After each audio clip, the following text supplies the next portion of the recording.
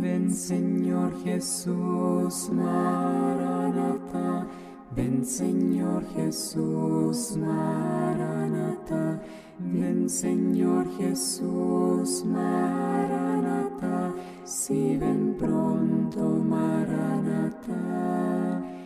So anyway, so back to Jesus's parables.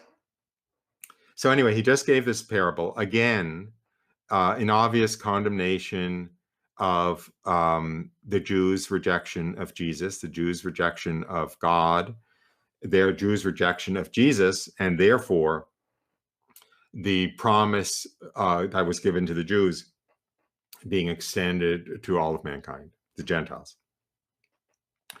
So the very next verse, this is Matthew 22:15. Then the Pharisees went and took counsel how to entangle him in his talk. See, now it's getting serious. They have to find some landmines to place before him because he's getting away with murder, right? So they have to trap him. They have to come up with a gotcha question at the press conference, so to speak. Then the Pharisees went and took counsel how to entangle him in his talk.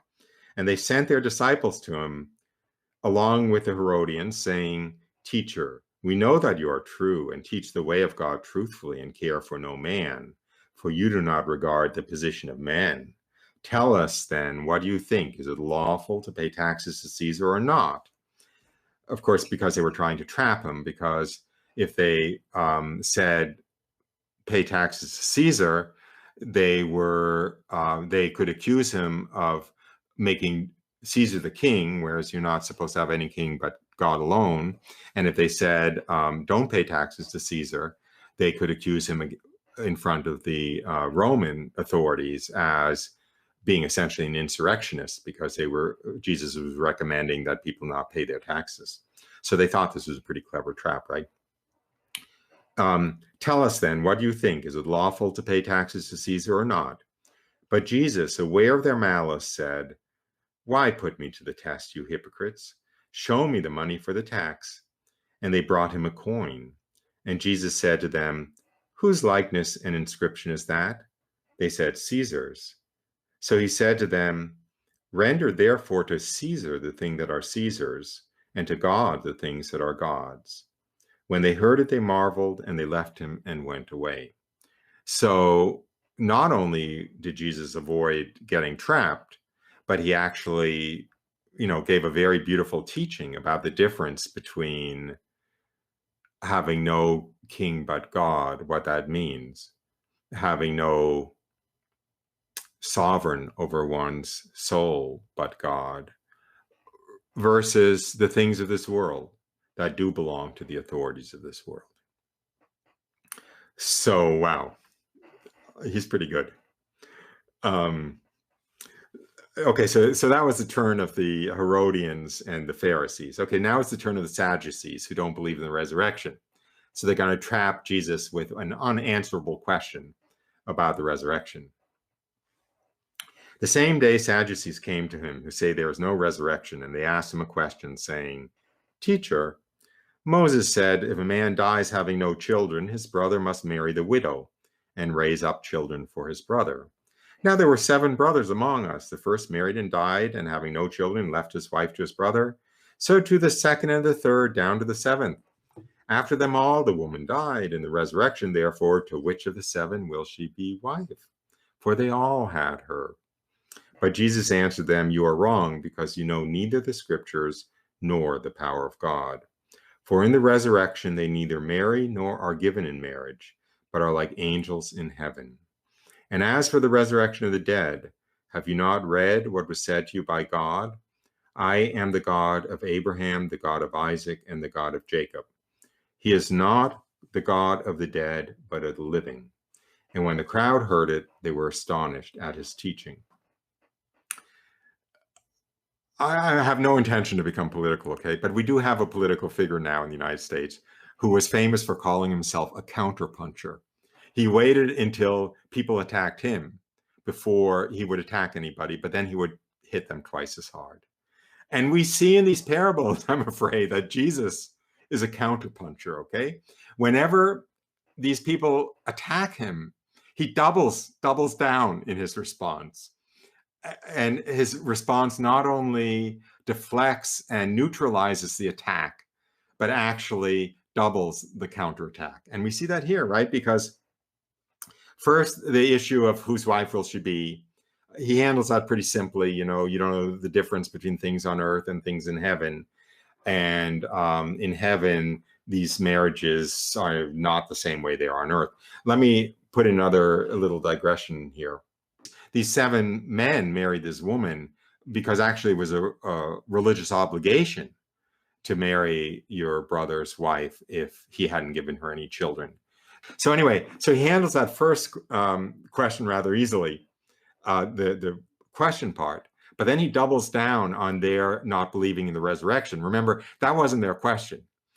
That was just their characteristic, that they don't believe in the resurrection. So he just goes at the jugular and he says, look, and by the way, about your rejecting the resurrection, how come God is called every day in your prayer the God of Abraham, Isaac, and Jacob? Because he's not a God of the dead, he's a God of the living. So they must be living, huh? So anyway, he just gets them back. Anyway, excuse me. And when the crowd heard it, they were astonished at his teaching. Okay, so then I'll skip a few verses. I'll go to verse 41. Now, while the Pharisees were gathered together, Jesus asked them a question, saying, "What do you think of the Christ? Whose son is he?" They said to him, "The son of David." He said to them, "How is it then that David, inspired by the Spirit, calls him Lord, saying, 'The Lord said to my Lord, sit at my right hand till I put thy enemies under thy feet'? If David calls him Lord, how is he his son?" And no one was able to answer him a word, nor from that day did anyone dare to ask him any more questions. Now, this is really important for a number of reasons. One is, of course, that Jesus was to call himself the Son of God. And so he wanted to make it clear that the Messiah described in the Old Testament was the Son of God, not just the Son of David. It's very hard to read this verse in English saying, "The Lord said to my Lord, da da da da da," because it sounds quite kind of convoluted, circular or something. If you look at it in the Psalms, this is another digression, but it's an important thing to know. When you read the Old Testament, usually in most editions, the word Lord will sometimes appear as capital L, lowercase o-r-d, and it will sometimes appear as capital L, capital O, capital R, and capital D. When it appears in all caps, the underlying Hebrew word is not Lord at all. The underlying Hebrew word is it's called the Tetragrammaton. It is the unpronounceable name of God. It is sometimes transliterated as Jehovah. It's sometimes said as Yahweh. Jews are not supposed to say that word. They're not supposed to use the proper name of God. That's his proper name, like my proper name is Roy and somebody's proper name is Mary. And they don't want to use the proper name of God because it's so holy and because the commandment says, you shall not use the name of the Lord thy God in vain. And it's impossible to know whether in any situation our use of his proper name is worthy, is a worthy use of it. So they never use the name. They never pronounce the name out loud. So when they come across that name in the scriptures, it's essentially YHWH. You can think of it as that. I'm sure you've seen that. In Hebrew, it's Yud He Vav He. Whenever that is written in the Old Testament, because it's written all over the place in the Old Testament, when they're reading it out loud, and even when they're reading it to themselves, actually, they don't pronounce those words with those vowels. They say instead, Adonai, the Lord, as a circumlocution. As a matter of fact, sometimes nowadays, they don't even want to say that because that's too close to being a name of God. So they say Hashem, which means the name that we're not to pronounce. So if you go to, this is all, excuse me, I'm very long-winded.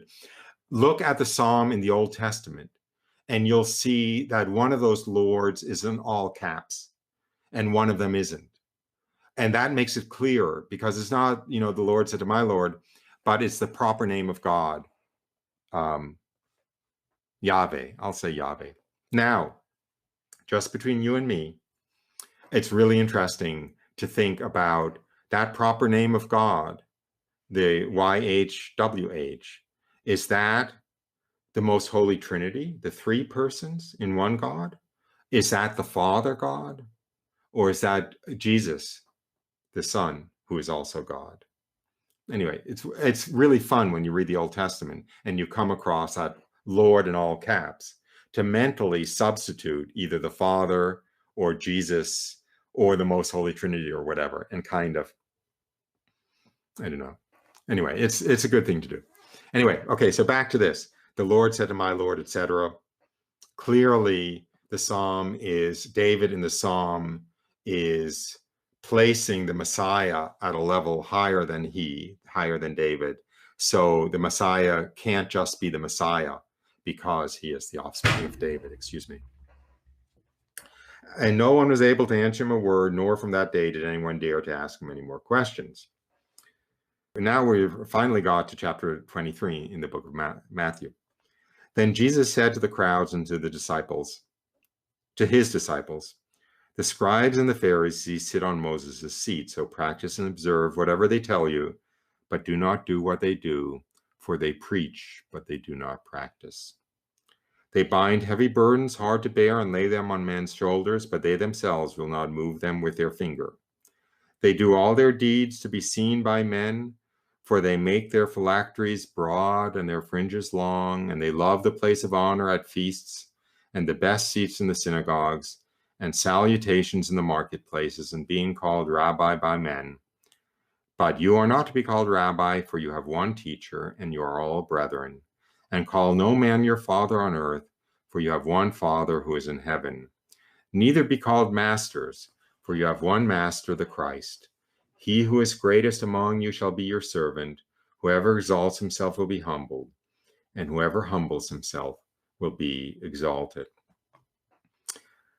It's dangerous reading the scriptures, because there isn't, a verse that goes by that I don't want to talk about, but I'm going to let myself talk about this little passage, okay? This whole business of the Jewish leaders, the Pharisees, the priests, sitting on, practice and observe whatever they tell you, but not what they do, for they preach, but they do not practice. They bind heavy burdens hard to bear and lay them on men's shoulders, but they themselves will not move them with their finger. Human nature has not changed in 2,000 years. I just read something yesterday that took place in Scotland, the Minister of Health in Scotland, who issued the order, not only that the Scots aren't allowed to travel outside of their home unnecessarily, but she specifically said, if you're wealthy and have a second home outside of the city, and you're in the city now, you're forbidden from getting in your car and going to your second home. And a day or two later, she was busted. She was caught by a reporter and photographed going to her country house an hour outside of town. And the brouhaha resulted in her having to resign her position as the Minister of Health, because she was perfectly happy to, make these heavy burdens to lay on other people's shoulders and be unwilling to even accept that very same burden herself, much less help others with their burden. So anyway, examples of this are not hard to find. Then they do all their deeds to be seen by men, for they make their phylacteries broad and their fringes long. This refers to the Jewish ritual items, which if I had been planning to do this, I would have brought here so you could see. The phylacteries are those, they look like wooden boxes. They're actually hardened leather boxes, black, that the Jews bind to their forehead when they pray, with leather straps that they wind in a very particular pattern. The fringes are the tallest, the prayer shawl, which ends in ritual fringes. They're essentially like sacramentals. And the showy Jewish leaders, would make the phylactery big to look holier than anybody else, and fringes long to make big show of their holiness. And they love the place of honor at feasts and the best seats in synagogues and being called Rabbi Men and so forth. Now, why am I going into this? I'm going into this actually because he does say, call no man father. And I want to talk about what that means and how that doesn't mean that we as Catholics are wrong to call our priests father. So this is going to be a little bit of a lengthy digression. Okay, so we see that tendency was the case among the Jewish leaders at the time. I want to suggest that it's part of human nature, and it's the tendency today. And of course, today it's the Catholic Church that's taken place of sacramental Judaism, and it's all too prevalent in the Catholic Church. And we certainly see it in the please, I don't want to get in trouble by saying that. There are many wonderful, holy priests, wonderful, holy bishops, wonderful, holy cardinals, and so forth. However, there are also ones who make a show of their holiness, who insist on being addressed in formal reverential terms, who insist on everyone else standing back from a doorway, so they're the first who, go through the doorway. Maybe I can do this. Who insist on always speaking in these extremely grave, deep voices, so people know how recollected and holy they are. Excuse me for that imitation. And so forth.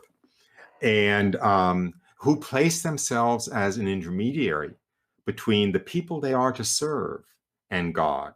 And that's really the crime. It's the same crime we talked about earlier in this show. That's what Jesus is talking about when he says, call no man father. He means that whatever their sacramental role is, whatever their role is in giving you the sacraments, in giving you spiritual direction, hearing your confessions, organizing the church and administering the church, they are not in between you and God. They are not your Father in heaven. They are not the patron of your soul. They are not your spouse at the wedding feast of the Lamb. They are not to be between you and God. And that's what it means, in my opinion, when he says, call no man father on earth, for you have one Father who is in heaven. The master of your soul is the one in heaven. These fathers on earth, whether they be, Father Tom, your parish priest, or your bishop, or the cardinal, or even the vicar of Christ on earth, the Pope, are not your Father in heaven. They're not the master of your soul. They are actually there to be your servants. And the traditional title of the Pope is the servant of the servants, the servant of all.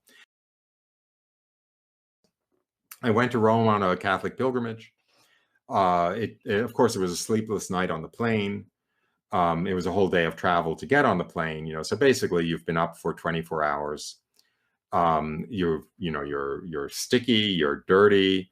You've been on the air travel for 12 hours. First, you had to get to the airport. Maybe that would involve another flight. You get your bags at the airport. This happened to me. This happened to us.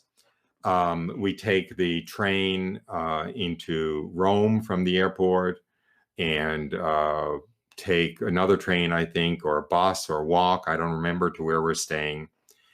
And one of the women on the pilgrimage, okay, so now all I want to do is take a shower, have something to eat, and go to bed. One of the women on the pilgrimage finds she has the wrong suitcase. She grabs somebody else's suitcase from the carousel. And somebody has to go back to the airport with this suitcase, by public transportation, give it back to the luggage desk there, and get the missing suitcase and bring it home. And who is it who's the first one with his hand up and says, I'll go? It was actually the chaplain of the trip, was the priest who was invited along on the trip. And not only did he say it, but all of us selfish, fallen people were happy that he said it and let him do it. Anyway, very, very, very beautiful example of how one can take one's position of authority and one's role as father and see it as being the servant of all, which is exactly what Jesus said here when he says, "He who is the greatest among you shall be your servant." And this wonderful priest, who I'm still friends with and is a really, really wonderful priest, clearly humbled himself and kind of washed the feet of the pilgrims by being the one who schlepped back to the airport to get the bags. So anyway. Okay, so back to Matthew 23. But woe to you, scribes and Pharisees, hypocrites, because you shut the kingdom of heaven against men, and you neither enter yourselves nor allow those who would enter to go in.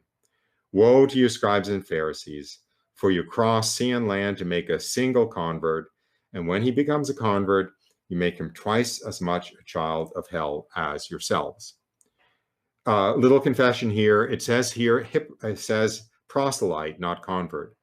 But that gets into an issue that I'll explain, since this is all about the Jewish connection, which is a formal conversion to Judaism requires circumcision if you're a male. And so most adult males who converted to Judaism would not undergo circumcision. So they wouldn't be full Jews, 100% Jewish converts. They would be what's called proselyte, which is somebody who worshiped as a Jew, who believed in Judaism, who worshiped the God of Judaism, who followed the laws of Judaism, but who had not undergone ritual circumcision. So basically, if I said proselyte, you wouldn't know what that meant. But if I said convert, you'd actually have the right idea. So that's why I said convert. And then he goes on and on and on and on, condemning them. Woe to you, blind guides. Woe to you, blind fools. You blind men, for which is great. Well, anyway, I don't want to go through all of them in the interest of time.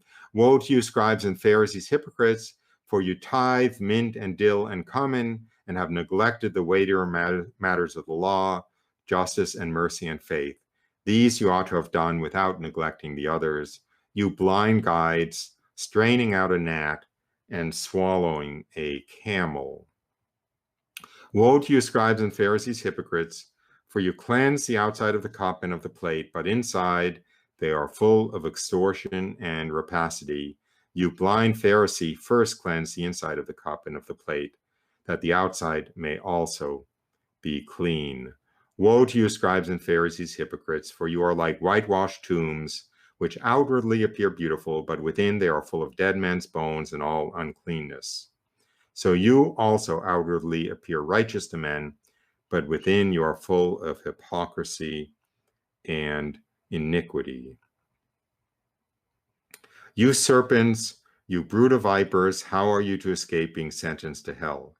Therefore I send you prophets and wise men and scribes, some of whom you will kill and crucify, and some you will scourge in your synagogues and persecute from town to town, that upon you may come all the righteous blood shed on earth, from the blood of innocent Abel to the blood of Zechariah, the son of Berechiah, whom you murdered between the sanctuary and the altar. Truly I say to you, all this will come upon this generation. Now, it's kind of severe. I don't want to add too much because I'll be condemned for sounding harsh. But of course, look at what Jesus was about to do. He was about to be crucified. He was about to suffer worse than anyone ever suffered, to give his life, his blood, to enable men to be redeemed, including the men that he was describing here. He earned the right, let me say, to be harsh with them. He was giving them a last call to repentance. And he was also correctly prophesying, because when he said, truly all this will come upon this generation, it's true. Within 40 years, all of that persecution came, and that horrible chastisement on Jerusalem when the streets ran with blood, and where mothers actually ate their infant children out of the starvation and so forth. And the slaughter was unbelievable. And it finally ended up with Jerusalem being burned to the ground. It all was fulfilled. So not only was it a call to repentance, but it was also correct prophecy. And now he immediately turns into an expression of his heartbreak over the failure of the Jewish world at the time to accept him, especially the Jewish leadership. So, lest one think he's being unsympathetic, the very next words are the following: "O Jerusalem, Jerusalem, killing the prophets and stoning those who are sent to you. How often would I have gathered your children together, as a hen gathers her brood under her wings, but you would not. Behold, your house is forsaken and desolate. For I tell you, you will not see me again until you say, blessed is he who comes in the name of the Lord." So here is this heartrending, how often would I have gathered your children together as a hen gathers her brood under her wings, but you would not, and so forth. A mother's love for her children, right? The mother hen who wants to spread her wings over her chicks to protect them, but those chicks refuse to gather at, the breast of the mother. How often would I have gathered your children together, but you would not have me? He's weeping. He's literally weeping. In fact, the spot where he said this is about halfway up the Mount of Olives. He says this leaving Jerusalem after having given this very harsh teaching, right, at the temple itself to the Jewish leaders, the scribes and the Pharisees and so forth, and his disciples. He's walking back to Bethany for the evening. He stops halfway up the Mount of Olives. That place is a shrine. It's a shrine that I wouldn't dream of omitting from one of the pilgrimages I lead to the Holy Land. By the way, a little advertisement: send me an email at haveroytalk@gmail.com if you're interested on my pilgrimages to the Holy Land. I have space on the one in November, but I may even have space on the one this May if it's able to go, because of the cancellations because of this pandemic. So you never know. Let me know and I'll put you on a list to be informed about future pilgrimages. We always go to the spot. It's called to this day Dominus Flavit, which is simply Latin for the Lord wept, because he was weeping over Jerusalem. And this is when he was doing that. In other words, he had, I don't want to say cursed, but he had given this extremely stern teaching, telling the Jewish leaders what was awaiting them, bemoaning their rejection of him. He's walking back for the evening to be spent at the house of Martha and Mary, his friends, his closest disciples, and his apostles, to regain his forces for the rest of Holy Week. Halfway up the Mount of Olives, Bethany is at the top of the Mount of Olives, he stops. He's looking out over Jerusalem. From this spot, you look down over the Temple Mount, and you can see the temple. You can see the platform of the Temple Mount and the Jews gathered there. You can see the Golden Gate through which he had processed the day before, a day or two before, on Palm Sunday, because by now we don't know whether this is Monday or Tuesday that this is taking place. And he is weeping, literally, over Jerusalem, overlooking Jerusalem, looking at Jerusalem, looking at the very platform, the sidewalk in front of the temple, where the plaza, I should say, in front of the temple, where he had been giving his teaching, a half an hour earlier. And he's weeping, "Oh, Jerusalem, Jerusalem, how often would I have gathered your children together as a hen gathers her brood, gathers her chicks under her wings, but you would not have me. Behold, your house is forsaken and desolate. For I tell you, you will not see me again until you say, blessed is he who comes in the name of the Lord.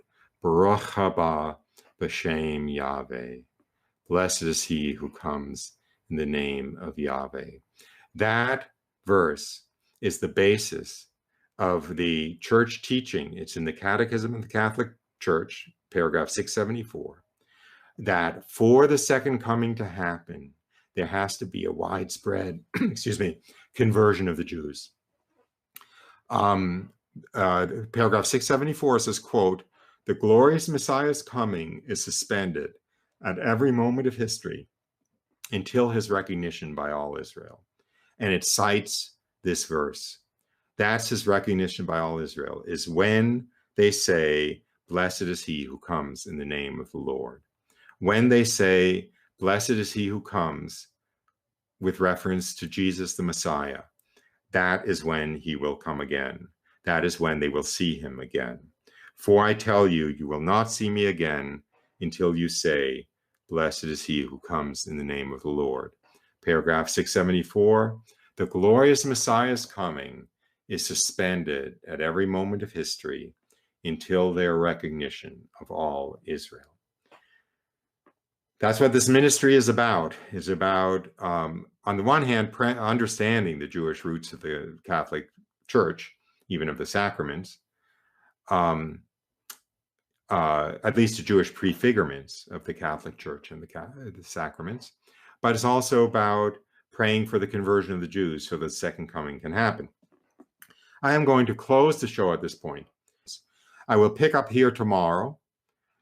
I will pick up here in the scriptures, but also pick up here in the theme of the show. I'll talk a little bit about Spy Wednesday and Judas's betrayal, of course, but I will also talk about, see, what's interesting here is I was reading from Matthew 23, and Matthew 24, immediately, Jesus is talking about the second coming, how you'll be able to tell when is the time of the second coming, what will precede the second coming, a timeline for the second coming. And so tomorrow, since I'm ending this show on talking about the conversion of the Jews that has to precede the second coming, and I'm also ending the show at the end of Matthew 23, is a perfect opportunity tomorrow to pick up where I left off, both with Matthew 24 and therefore with the second coming and what we know about the second coming. And maybe, just maybe, there'll be things that tie that together with what we're seeing now.